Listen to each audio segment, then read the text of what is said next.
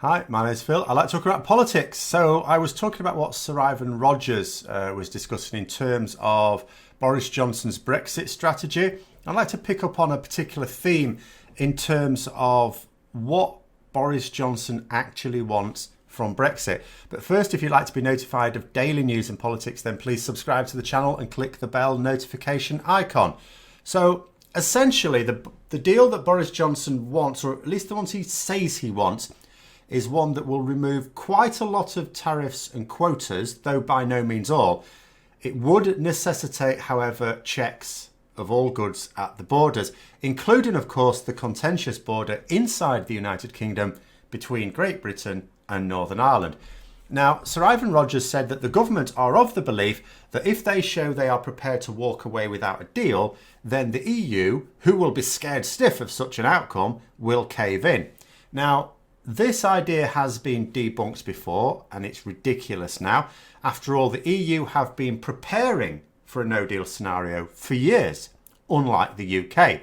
From an external view, if you were to see the UK making only half-hearted noises about preparations, and let's face facts, what have we got in place other than stockpiling of medicines in some undisclosed location in Belgium? And then you were to look at the surrounding countries who've actually implemented systems and informed their public about them. Wouldn't it be obvious who's really prepared for a no deal? But the point is that, is this really the view of government? If it is, then there is going to be political chaos at the end of the year. At the moment, there are two schools of thought when it comes to Boris Johnson's Brexit plan. Both have something that makes them credible. The first is that he actually wants a no-deal Brexit.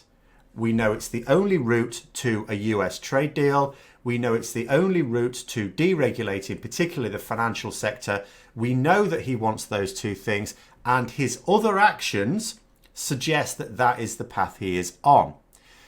By refusing a deal with the EU and accepting one with the US on the terms they already talked about last year, he completes what I would call is the inevitable trajectory of Thatcherism, even though Thatcher would be appalled at what is happening right now. But that was the end result of what she started.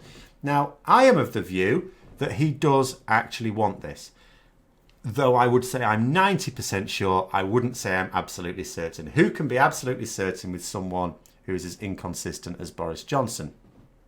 It fits with what he's doing, but the fact that he doesn't understand what he's doing does allow that room for doubt.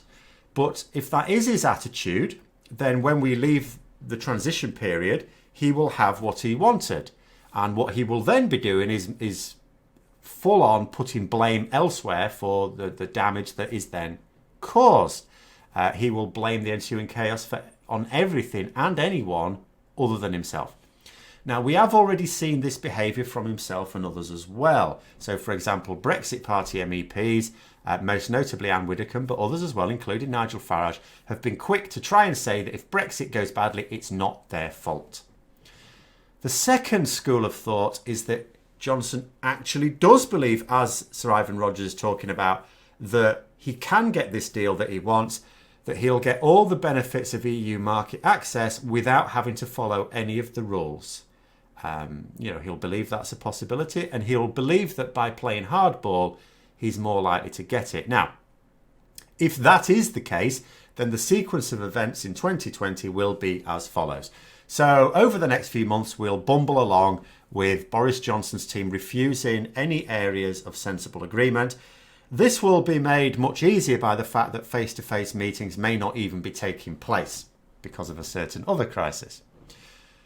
The next stage is that summer arrives. Now, at that point, it will be clear that the EU are not actually going to give Boris Johnson what he wants. And he said he's not waiting until the end of the year. He's waiting until June. At the point at which we were supposed to take stock anyway, that was all decided in agreement with the EU and the UK. And he said that if it's clear he's not going to get his deal by then, he'll pull out of the talks altogether. He's promised to do that. So presumably that is what he will do, because I'm sure he's a man of his word. 3, he sits rubbing his hands with glee, just waiting for the EU to get onto the phone to say, oh, please, Boris, we didn't mean it. Come back to the table. Yeah, of course, we'll give you your deal. 4, the EU carry on with other important stuff that they have to do. No phone call. 5, we get towards late 2020, because bear in mind, he won't expect that phone call to come in straight away. He'll play the waiting game. That's how it works, isn't it? You wait till the last minute for the sweat beads to start appearing, and then they'll crack at the last minute because you're actually just playing this giant game of chicken. He's sat there thinking, they'll leave it late, but they'll come. Then you get to the point where it's the end of the year, in realistic terms, and we don't have a deal, and the EU have actually ramped up their preparations for no deal scenario. People are telling Boris Johnson they're getting ready for no deal here. They're putting their systems that they've been developing over the last few years, they're now putting them in place. They're informing their public what they need to do. They're getting ready for no deal, Prime Minister. What are we doing? To which you'll be thinking, we're waiting for them to call us? Yeah, they're not calling us. They're not calling us. So if he was really of that view, this point, Boris Johnson is utterly trapped. If he really doesn't want a no deal, well, he's facing having to go through one. The only possible way out of it is to extend the transition period. Never mind all that rubbish about enshrining it in law that he can't extend the transition period at this point. That is an act of Parliament. Parliament can repeal that act or just amend it at any rate. It's only a little bit of it. Amend it so that he can agree an extension, get an extension. But that completely finishes off his credibility amongst the Brexiteers. And it completely, forever destroys this notion that if you just play hardball, the EU will cave in. Now, like I said, I think Boris Johnson is expecting the no deal. I think that's what he wants. I'm not quite sure, I will grant you, I am not quite sure how in his own head he thinks he's going to get away with it. But he's got away with things before, hasn't he? But that doesn't mean to say the second scenario isn't worth looking at, even if I am fairly convinced that he wants the no deal. Because Boris Johnson is not King of Britain. He needs supporters around him. What if Boris Johnson is going after the no deal, but there are other influential members of his government who do want a deal, and they're going along with this notion of playing hardball as the way to get it. But they do want a deal. They absolutely don't want us going out without a deal. That is the political chaos that will then ensue. Just as in the Brexit supporting public, the political elite are also split. There are those who are happy to leave without a deal. In fact, some are actually happy, literally. They want that. Either not knowing or not caring about the consequences for the people and the country. But there are also those who only want to leave with a deal, but of course they want the best possible deal for the UK. They don't understand what the best possible deal is, because remember, they don't listen to experts. But they're quite happy to accept the notion that if you just play hardball and are prepared to walk away without a deal, that the EU will crack. It's the second group that will then feel that blind panic setting as we get to the end of the year without one. There will then come a point where all of a sudden fractures will appear. It will become clear for most people which ones are all for leaving the transition period without any arrangements at all, and which ones are horrified at this prospect because they, who will have gone along with the party line up until then, will all of a sudden start to go, hang on a minute, this isn't in the plan. The plan is not working. We need another plan. No, we need a new plan.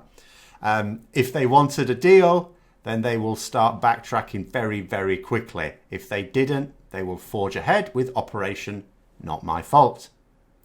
So there we go. That is the situation as it stands. We won't know the realities until much later on. I am still convinced that Boris Johnson does want the no deal, but I'm equally convinced that there are many others that are going along with his plan that do not. And, well, it'll be interesting to see what happens when we get to the end game.